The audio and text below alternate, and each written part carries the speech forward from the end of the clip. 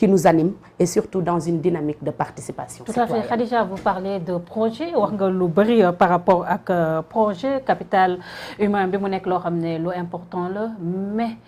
les moyens ñëpp xam nañ comment ça se passe dans nos pays surtout li nga xam ne mooy maigre moyens yi nga xam ne collectivités yi les mairies moom la ñuy am par rapport ak li nga xam ne rek mooy seen ay fonds de roulement avec les partenaires. Comme je dis rek dama gëm ni xaalis c'est la dernière étape mais dafa am loo xam ne tamit c'est les b.a.-ba comme en tant que collectivité tey nous avons plusieurs sources d'entrée d'argent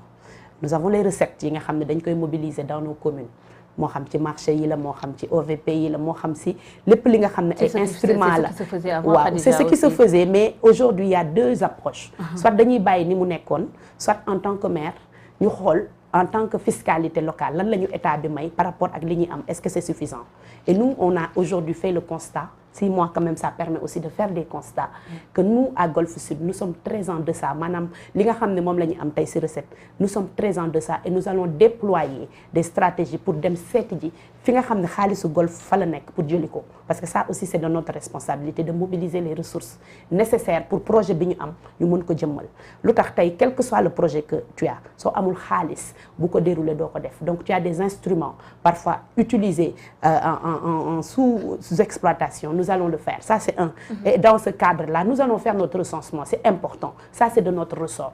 li nga xam ne nag nekkul ci suñu ressort et c'est vous me permettez aujourd'hui de le dire à mon nom hein mais au nom de tous les maires et je pense que li may wax bépp maire bu toog tey fii bu toogoon fii mën na la ko wax nous avons des fonds qui doivent venir de l'État les fonds de concours les fonds de dotation c'est des fonds que l'État met à la disposition des collectivités maanaam daf koy jox collectivités yi pour ñu doxal seen mandat à cette heure précise on est au mois 8 on est à 4 mois de la fin de l'année nous n'avons toujours pas reçu ces fonds qui nous permettent aujourd'hui de pouvoir def yenn nga xam ne si suñu ay responsabilité la doon ma lay laaj ndax tey Sénégal budget wu Sénégal depuis le mois de janvier février mars avril mai juin juillet ba tey fii ñu toll muy mois d'août mettre ñu ko à disposition pour quelle raison les collectivités locales que nous sommes te ñu nekk tey chargé de mission yoo xam ne dañu ko dénk te l'État central moo ñu ko dénk pourquoi les moyens qui permettent aujourd'hui ñu mën a am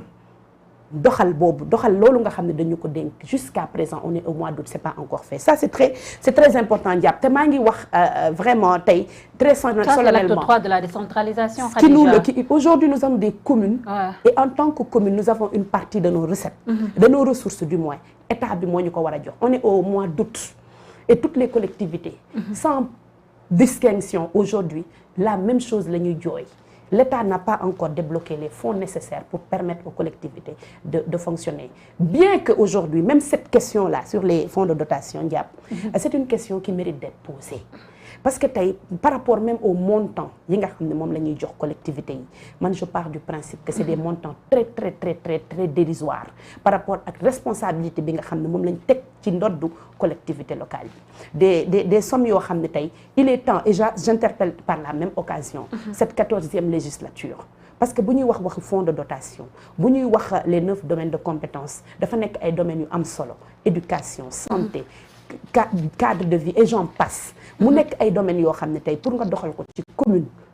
dañ da war a accompagner et donc aujourd'hui il y a des montants le montant des fonds de dotation yi ñuy jox collectivités yi en termes de pourcentage sur le budget de l'État ne représente même pas 2% dans les pays développés je l'ai dit et je le répète ils partent tey ba di àgg à 20 à 30% du budget de l'État ñu jël ko jox ko collectivités yi parce que dañ leen dénk ay compétences yoo xam ne dañuy xaar ci ñoom résultat donc loolu aussi bëggoon naa ko wax di wax aussi à cette 14e législature que cette question sur les fonds de dotation et le ministre des collectivités territoriales par rapport à cette question il n'y a plus de gouvernement ni plus de ministre et pour ces questions-là c'est l'État qui doit vraiment diligenter cette question parce que c'est une question qui est non seulement importante mais urgente et c'est un dû de loo xam ne dañuy c'est comme ça la loi dafa am ay compétences yu mu décentralisées définir les financements qui doivent suivre donc je ne pense pas que ce soit normal tey ñu toog ba au mois d'août maanaam 4 mois avant la fin de l'année, avant la fin de l'exercice, ak toutes les responsabilités que nous avons et que cette question n'est pas abordée. Mais bien évidemment, je pars aussi du principe que tey en tant que collectivité loolu daf ñuy jàngal rek que ni nous devons aujourd'hui avoir cette intelligence financière de pouvoir déployer yeneen moyens en tant que collectivité loolu tamit bokk na ci li ma jàng ci 6 mois yi pour avoir des ressources additionnelles yoo xam ne moo ñuy permettre ñu mën a gouverner parce que tey une mairie c'est les territoires. Une mairie, c'est des compétences sociales. Une mairie, c'est beaucoup de choses, c'est des marchés. Et dans ce cadre, il faut qu'en tant que mairie aussi, nous jang et commencer à explorer pour devenir de véritables maires entrepreneurs qui investir dans mairie sur des mécanismes de financement tels que l'État le fait. Et le cadre de vie, Khadija, aussi par rapport à ça, quoi qu'on puisse dire au Sénégal aussi, on a un cadre de vie assez pollué, surtout par rapport ak fiscalité yi recettes yi nga xam ne da nga koy wax mu nekk jiitu yi nga xam ne dañuy gis ne carrément dans nos quartiers wala si marché yi fépp fu mu toll nii dañoo dem ba transformer ko li nga xam ne mooy ay magasins. Justement, ça fait partie des choses que nous allons, nous en tout cas dans la commune de Golf Sud, aborder. Parce que le cadre de vie mooy fi nit ñi di dund te man dama gëm ni nit mooy programme bi nga xam ne moom la ñu teg l'humain au cœur de notre projet l'humain nit dafay juddu day yaru dañ koy éduquer dañ koy faj mais dafay dund ci environnement kon environnement boobu muy dund moo xam cadre bi muy évoluer moo xam commerce yi nan lañ koy organiser moo xam encombrement la loolu yëpp ci cadre de vie la moo xam reboisement bi ñuy def moo xam espace yi nga xam ne dañ koy libérer pour pouvoir construire fa peut-être ay espace de loisirs ay espace vert ainsi de suite tout ça ça fait partie des éléments yi nga xam ne loolu moo tax ñun ñuy def suñu plan de développement communal et surtout durable parce que dañu am un problème nous les Sénégalais on sait construire et commencer et poser parfois da ngay am ay partenaires techniques yu lay gunge sur une période mais on oublie toujours la question bi nga xam ne aussi mooy permettre la pérennisation la durabilité et donc sur toutes ces questions nous sommes en train de définir exactement quel golf nous voulons offrir quel golf nous voulons être pas seulement dans 5 ans parce que man dama gëm ni en tant que maire suñu vision waruñu ko yemale sur un mandat qu'on soit là dans 10 ans ou pas nous devons aujourd'hui essayer de poser les fondations d'une commune qui se construit. On a une commune bu ñu héritée avec tous les atouts. La commune de Golf Sud tey quand j'en parle avec fierté. Cette commune bi nga xam ne tey elle a une plage qu'elle n'exploite pas.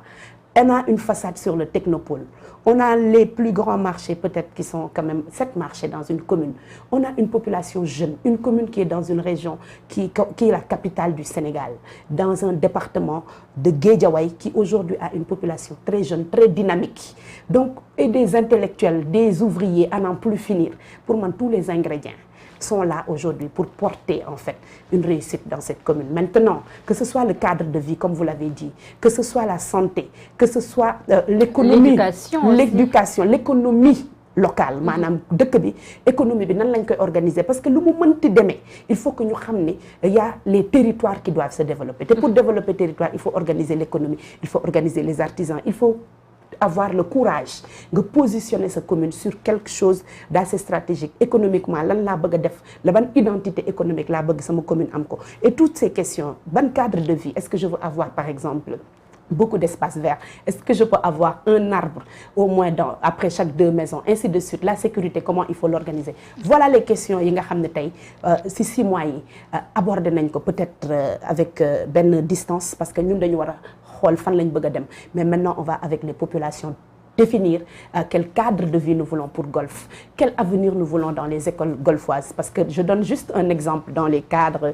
que ce que j'observe li may gis su ma duggee ci benn poste de santé dans ma commune bu ma ko xoolee ma xam ban at lañ ko tabax damay xam ne ce n'est plus calibré donc il faut que ñu réfléchir à moderniser ou même à transformer ces postes en quelque chose de beaucoup plus intéressant par rapport ak fi ñu toll boo duggee ci commune de Golf Sud mu nekk une commune côtière mu am brise marine nga gis sama école yi zinc la ñu teg ci kaw classe yi mu leer la ni zinc bi ñu ci teg au bout de 1 an dafay am érosion donc tu te demandes ndax lii mooy programme bi est-ce que nous ne devons pas aller aujourd'hui jusqu'à carrément toutes nos écoles ñu def ko en terrasse c'est des petites questions peut-être que les gens ne prennent pas trop au sérieux mais pour nous c'est aujourd'hui ça la démarche innovante que nous devons apporter sur chaque question du lu ndaw nit ki fi muy fajoo école bi doomam di jàngee nan lañ koy organiser ba mu mën a am une infrastructure de qualité marché yi nga xam ne tey ñu ngi souffrir parce que nous sommes concurrencés par exemple la grande distribution parce que xëy na marché yi ni ñu ko tëggee am na loo xam ne amu fa loolu yëpp ay question la yoo xam ne en tant que maire nous sommes en train aujourd'hui de réfléchir sur ça et surtout ce qui est important avec les populations cibles donc artisans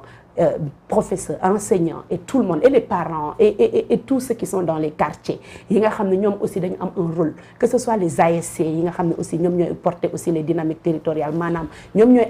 organisation communautaire de base yi nga xam ne ñoo nekk ci quartier yi voilà en fait toutes les questions aujourd'hui que nous en tant que maire nous sommes en train de prendre avec beaucoup de passion mais surtout avec beaucoup de rigueur avec approche boo xam ne dañu jàpp ne ça doit être une approche très très professionnelle l'objectif étant de faire des résultats de transformer nos communes parce que suñu arrivé chacun d'entre nous en tant que maire à impulser une dynamique positive ci territoire bi ñu la jox ensemble dinañ am une démarche nationale boo xam ne pour man c'est ça aujourd'hui la direction que les pays comme nous devons prendre pour porter vraiment le changement et le développement que nous voulons. Tout à fait. Khadija, on va parler